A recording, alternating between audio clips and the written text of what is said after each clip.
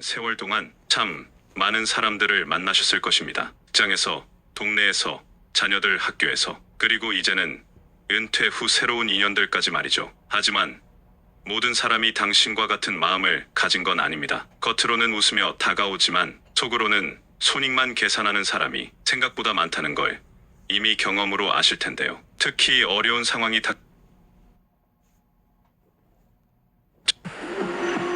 세 번 시키면 10,000원 더 할인. 상황이 닥쳤을 때 그 사람의 본심이 확실히 드러납니다. 예를 들어 경제적으로 어려워졌을 때, 혹은 건강상 문제가 생겼을 때 진짜 친구와 그저 아는 사람의 차이가 확연히 나타나죠. 70년대, 80년대를 함께 살아온 친구라고 해서 무조건 믿을 수 있는 건 아닙니다. 오히려 오랜 인연이라는 이유로 더 큰 실망을 당하는 경우도 있습니다. 진짜 믿을 사람은 내가 잘나지 않아도, 내가 무언가를 주지 않아도 곁에 머무릅니다. 내가 아파서 병원에 입원했을 때 부담스러워하지 않고 찾아와 주는 사람, 내가 경제적으로 어려워졌을 때도 변함없이 대하는 사람, 그런 사람이 진짜 믿을 만한 사람입니다. 믿음은 빠를수록 상처도 큽니다. 특히 나이가 들수록 상처 회복하는 시간도 더 오래 걸리죠. 새로 만나는 사람이 아무리 좋아 보여도 최소 1년은 지켜보세요. 계절이 바뀌고 상황이 바뀌면서 그 사람의 진짜 모습을 볼 수 있습니다. 검증 없는 신뢰는 언제나 경계해야 합니다. 두 번째, 감정적으로 말하지 마세요. 나이가 들수록 참을성이 줄어들기도 합니다. 젊었을 때는 꾹 참던 것들이 이제는 참기 어려워지죠. 특히 가족들과의 관계에서 그렇습니다. 자녀들이 내 뜻대로 살지 않을 때, 며느리나 사위가 마음에 들지 않을 때, 손자, 손녀, 교육 방침이 다를 때, 그런 순간에 터져나오는 말들이 있습니다. 내가 너희들을 위해 얼마나 희생했는데, 요즘 젊은 것들은 버릇이 없어. 우리 때는 그런 게 아니었어. 하지만 말은 한 번 뱉으면 돌이킬 수 없습니다. 특히 분노에 휩싸인 말은 칼보다 깊은 상처를 남깁니다. 그 순간은 시원할지 몰라도 그 대가는 오래갑니다. 자녀들과의 관계가 서먹해지고 가족 모임이 어색해지고 심한 경우에는 연락도 끊어지죠. 우리 세대가 겪어온 고생을 젊은 세대가 이해하지 못한다고 해서 섭섭한 마음을 거칠게 표현하면 오히려 더 멀어집니다. 예를 들어 IMF 때 가정을 지키기 위해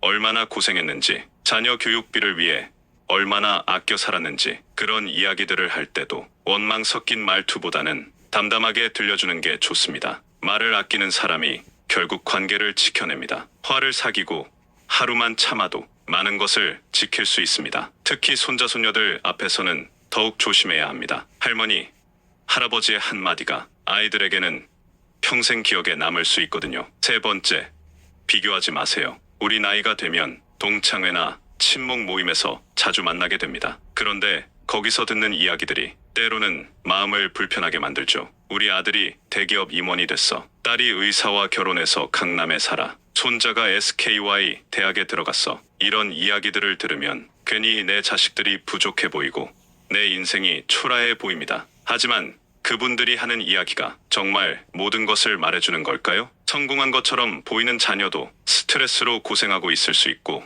경제적으로 여유로워 보여도 가족 관계는 소원할 수 있습니다. 우리가 젊었을 때도 그랬잖아요. 옆집 아버지는 승진을 빨리 하는 것 같고, 옆집 아줌마는 옷을 더 잘 입는 것 같고, 하지만 지금 생각해보면 그런 것들이 정말 중요했을까요? 누군가의 성취가 당신을 초라하게 만든다면 당신은 이미 타인의 삶을 살고 있는 겁니다. 요즘엔 SNS도 있어서 더 심하죠. 자녀들이 해외여행 사진을 올리면 우리는 언제 가보나 싶고, 누군가 좋은 식당에서 식사하는 모습을 보면 우리는 집에서만 먹는데 싶고, 하지만 SNS 속 화려한 일상은 대부분 연출된 장면일 뿐입니다. 진짜 중요한 건 내가 얼마나 성장했는가입니다. 50년 전에 나와 시기와 불안을 낳습니다. 당신의 삶은 당신만의 속도로 피어나는 꽃입니다. 장미는 장미대로, 국화는 국화대로 아름다운 것처럼 말이죠. 네 번째, 시간 낭비하지 마세요. 이제 60대, 70대가 되면서 시간의 소중함을 더욱 절실히 느끼실 겁니다. 젊었을 때는 시간이 무한정 있는 것처럼 느껴졌지만 이제는 하루하루가 정말 빠르게 지나가죠. 시간은 인생에서 가장 공평하지만 가장 잔인한 자원입니다. 흘러간 시간은 절대 돌아오지 않습니다. 그런데 우리는 여전히 시간을 함부로 쓰곤 합니다. 의미 없는 모임에서 보내는 시간, TV 앞에서 멍하니 보내는 시간, 과거 일로 걱정하며 보내는 시간. 물론 휴식도 필요하고 오락도 필요합니다. 하지만 정말 아무 의미 없는 시간들은 줄여야 합니다. 예를 들어 매주 만나는 친목 모임이 있는데 거기서 하는 이야기가 항상 남, 흉보기와 옛날 이야기뿐이라면 그런 모임은 과감히 정리하는 게 좋습니다. 대신 새로운 취미를 배우거나 책을 읽거나 운동을 하는 시간으로 바꾸세요. 60대부터는 새로운 도전을 시작하기에 전혀 늦지 않습니다. 컴퓨터를 배우거나 외국어를 공부하거나 악기를 배우거나 우리 세대 중에도 60세가 넘어서 대학에 입학한 분들이 계시잖아요. 시간을 소중히 여기는 사람은 자연스럽게 인생을 존중하게 됩니다. 하루하루를 어떻게 사는가가 곧 당신의 인생입니다. 특히 건강할 때 해야 할 일들을 미루지 마세요. 여행하고 싶었던 곳, 만나고 싶었던 사람, 배우고 싶었던 것들, 나중에라는 말이 가장 위험한 말입니다. 5번째, 나를 해치는 사람은 멀리하세요. 나이가 들면서 인간관계도 정리할 때가 됩니다. 젊었을 때는 사람은 많이 알수록 좋다고 생각했지만 이제는 좋은 사람 몇 명이면 충분하다는 걸 알게 되죠. 상대가 나쁘지 않아도 나와 맞지 않다면 독이 될 수 있습니다. 항상 비관적인 이야기만 하는 사람, 남의 성공을 시기하고 질투하는 사람, 과거에만 매달려 있는 사람, 이런 사람들과 오래 있다 보면 나도 모르게 부정적인 생각에 빠집니다. 특히 우리 나이에는 건강 이야기를 많이 하게 되는데 항상 병원 이야기, 약 이야기만 하는 사람들이 있어요. 물론 서로의 건강을 걱정하는 마음은 좋지만 만날 때마다 질병 이야기만 한다면 기분이 우울해질 수밖에 없습니다. 반대로 나이가 들어서도 긍정적이고 활기찬 사람들이 있습니다. 새로운 것에 도전하고 젊은 세대를 이해하려고 노력하고 여전히 꿈을 가지고 있는 사람들, 그런 사람들과 함께 있으면 나도 젊어지는 기분이 들죠. 인간관계는 거리 조절이 생명입니다. 불편해도 끊어야 할 인연은 있습니다. 오랜 인연이라는 이유만으로 계속 만날 필요는 없어요. 나를 지키는 일은 때로 누군가를 떠나보내는 데서 시작됩니다. 특히 가족 중에도 나에게 스트레스를 주는 사람이 있다면 적당한 거리를 두는 것이 좋습니다. 며느리든 사위든 심지어 자녀든 나를 존중하지 않는다면 무조건 참을 필요는 없어요. 6번째, 과거에 머물지 마세요. 우리 나이가 되면 과거 이야기를 많이 하게 됩니다. 우리 때는 말이야, 옛날에는 그런 게 아니었는데 이런 이야기들이 자연스럽게 나오죠. 하지만 너무 과거에만 매달리면 현재를 놓치게 됩니다. 특히 후회하는 일들이 많을 텐데요. 그때 부동산을 샀더라면, 다른 직업을 선택했더라면, 자식들을 다르게 키웠더라면 누구나 실수합니다. 누구나 후회할 일이 있습니다. 하지만 과거는 이미 지나간 일입니다. 계속 곱씹는다고 지금이 나아지지는 않습니다. 예를 들어 IMF 때 어려움을 겪었던 일, 사업 실패로 힘들었던 일, 가족과의 갈등으로 아팠던 일, 그런 일들을 계속 기억하고 계시나요? 물론 잊기는 어렵겠지만 그 일들이 지금의 나를 만들었다고 생각해보세요. 그 어려움들을 이겨내셨기 때문에 지금의 지혜와 경험이 있는 거니까요. 후회는 교훈으로만 남기고 현재를 살아야 합니다. 지금도 배울 것이 많고, 지금도 즐길 것이 많고, 지금도 할 수 있는 일이 많습니다. 과거를 정리해야 미래가 들어올 수 있습니다. 특히 손자 손녀들과 시간을 보낼 때는 과거 이야기보다는 지금 여기서 함께 할 수 있는 일들을 찾아보세요. 아이들에게는 할머니, 할아버지의 현재 모습이 더 중요합니다. 7번째, 건강을 절대 후순위로 두지 마세요. 이건 정말 중요한 이야기입니다. 젊었을 때는 건강을 당연하게 여겼지만 이제는 건강이 얼마나 소중한지 뼈저리게 느끼고 계실 텐데요. 하지만 여전히 건강을 뒷전으로 미루는 분들이 계십니다. 병원 가기 귀찮아서, 아직 괜찮은 것 같아서, 돈이 아까워서. 하지만 몸은 한계가 있습니다. 우리는 종종 그걸 무시하죠. 조금만 더가 쌓이면 결국 무너지는 건 나 자신입니다. 지금 괜찮다고 방심하지 마세요. 우리 세대는 특히 건강관리에 소홀했던 경우가 많습니다. 경제 성장기를 살아오면서 일만 하느라 자신의 몸을 돌보지 못했고,